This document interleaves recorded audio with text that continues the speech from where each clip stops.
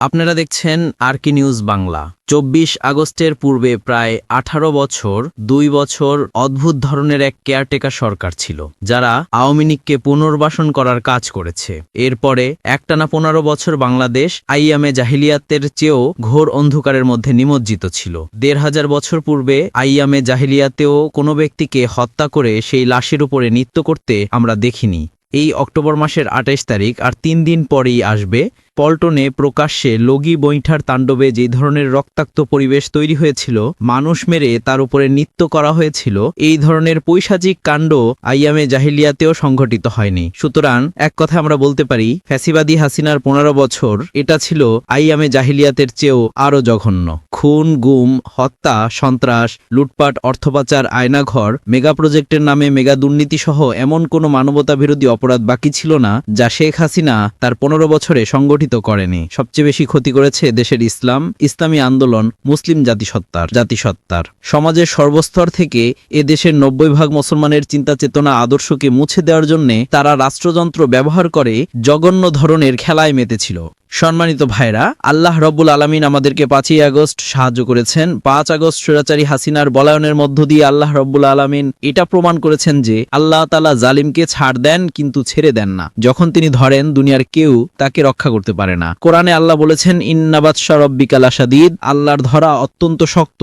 যখন তিনি ধরবেন, দুনিয়ার কোনো সুপার পাওয়ারও তাকে রক্ষা করতে পারবে না। ৫ আগস্ট সেটা আল্লাহ তাআলা দেখিয়ে দিয়েছেন। বাংলাদেশের জনগণ অত্যন্ত অসহায়, কারণ তাদের ৩ দিক থেকে একটা মুশরিক রাষ্ট্র ঘেরাও করে আছে। দক্ষিণ দিকে বঙ্গোপসাগর, আমাদের যাওয়ার কোনো রাস্তা নেই। একমাত্র আল্লাহ রাব্বুল আলামিন আমাদেরকে সাহায্য করা ছাড়া আর কোনো শেল্টার আমাদের আশেপাশে নেই। সে কারণেই বাংলাদেশের জনগণকে ৫ আগস্ট আল্লাহ রাব্বুল আলামিন রক্ষা করেছেন। এই দেশটাকে শেখ হাসিনা ভারতের কাছে বিক্রয় করে দিয়েছিল, আল্লাহ তাআলা সেখান থেকে এই দেশকে উদ্ধার করেছেন। ছাত্র জনতার আন্দোলনের মাধ্যমে স্বৈরাচারকে আল্লাহ রাব্বুল আলামিন এখান থেকে বিদায় দিয়েছেন। সম্মানিত ভাইয়েরা, ৯০% মুসলমানের দেশে আলেম ওলামা, পীর মাহায়েকের উপরে কি ধরনের জুলুম নির্যাতন এসেছে আপনারা সংশ্লিষ্ট ভাইদের কথা শুনলেই বুঝতে পারবেন, লোম শিউরে ওঠার মতো। এই যে একজন ছোট্ট বক্তা আছেন আমাদানি সাহেব, কি নাম, তিনি নিজ মুখে বলেছেন, আমাদের সেই হামজা ওয়াইজে যেই হামজা আমির হামজা, এই দুইজনই বলেছেন যে আমাদেরকে নিয়ে পায়ে বেড়ি বেঁধে পায়ের শিকল পরিয়ে উপরে টাঙিয়ে রেখে আমাদেরকে ঘন্টাকে ঘন্টা রাখা হতো।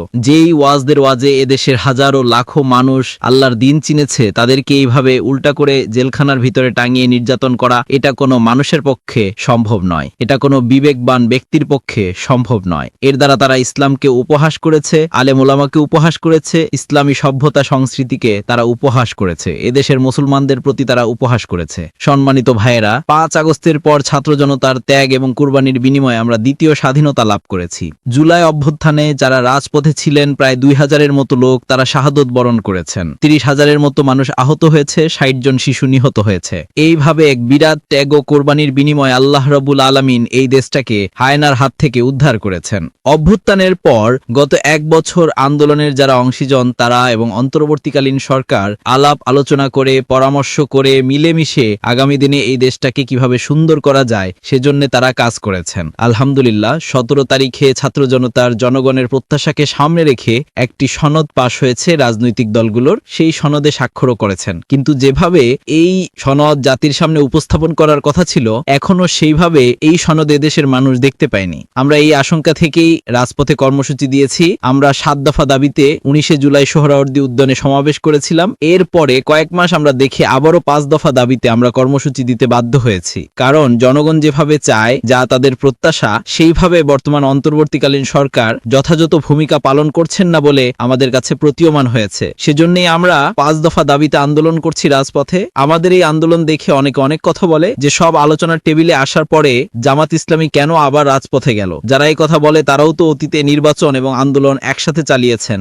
আপনারা কি ভুলে গিয়েছেন, অতীতে যেই কয়টা নির্বাচন হয়েছে, সব কয়টা নির্বাচনের আগের দিন পর্যন্ত সব রাজনৈতিক দলই আন্দোলন করেছে, সংগ্রাম করেছে, দাবি আদায়ের জন্য মাঠে ছিল। তো আমরা রাজপথে আসলে আপনাদের আপত্তি কিসের? দাবি যদি পরিপূর্ণভাবে বাস্তবায়ন হয়ে যায়, তাহলে আমাদের আন্দোলনের কোনো প্রয়োজন নেই। জুলাই সনদ একটি মাত্র ধাপ আমরা পার করেছি, সামনে আরো অনেক ধাপ আমাদেরকে পার হতে হবে, তাহলেই এটার আইনি ভিত্তি হবে। এর ভিত্তিতে আগামী দিনে একটি সুষ্ঠু নির্বাচন নিশ্চিত করা যাবে। সেজন্যই আমরা বলেছি যে জুলাই সনদ শুধু স্বাক্ষরের মধ্য দিয়েই সীমাবদ্ধ রাখলে চলবে না। প্রধান উপদেষ্টা এর জন্য একটি আদেশ জারি করতে হবে। সাধারণত বাংলাদেশ বাংলাদেশে আইনে প্রেসিডেন্টই আদেশ জারি করে। আইনের যদি কোনো সুযোগ থাকে তাহলে আমরা বলতে চাই প্রধান উপদেষ্টাকেই সেই সুযোগ নিয়ে আদেশ জারি করতে হবে, কারণ প্রেসিডেন্টকে আমরা বিশ্বাস করি না। এটা হাসিনার নিয়োগ করা প্রেসিডেন্ট, তার কোনো আদেশ আমরা মানি না। যদি আইনের সুযোগ থাকে তাহলে প্রধান উপদেষ্টাই সেই সুযোগ গ্রহণ করে তিনি আদেশ জারি করবেন। আদেশ জারির পরে গণভোটের কথা আমরা বলেছি, গণভোটের মধ্য দিয়েই এটার সাংবিধানিক ভিত্তি নিশ্চিত হবে। আর এই গণভোট আমরা বলেছি নভেম্বরের মধ্যেই সম্পন্ন করতে হবে। একটা দল একসাথে নির্বাচনের দিন গণভোট এবং নির্বাচন করতে চান, তারা মনে হয় যেন অতীত ভুলে গিয়েছেন। বাংলাদেশে একটি জাতীয় নির্বাচন হলে সকাল ৮টা থেকে শুরু করে সন্ধ্যা পর্যন্ত ইলেকশন চলে। ভিতরে যারা ঢুকে এই সময়ের মধ্যে তারা রাত ৮টা পর্যন্ত ভোট দেয়। তাহলে একটা কাজে যদি এত সময় যায়, আর একটা হচ্ছে গণভোট, সেটাও যদি একই দিনে করে তাহলে কি একদিনে নির্বাচন হবে? না, এখানে একটা গোলযোগ তৈরি হবে। এখানে প্রার্থীরা তাদের পাশ করার জন্য ব্যস্ত থাকবে, গণভোট নিয়ে তাদের কোনো চিন্তা থাকবে না। ফলে গণভোট এদেশের জনগণের যেই চাওয়া পাওয়া সেটা চরমভাবে ক্ষতিগ্রস্ত হবে। এই জন্য আমরা বলছি দুটো সেপারেট জিনিস, দুটো আলাদা জিনিস। গণভোট আগে হতে হবে, এরপরে নির্বাচন হবে। ওনারা তো উচ্চকক্ষে পিয়া পদ্ধতি মেনে নিয়েছেন, আপনারা শুনেছেন। তো গণভোট যদি ইলেকশনের দিন হয় তাহলে পিয়ারের দশাটা কি হবে?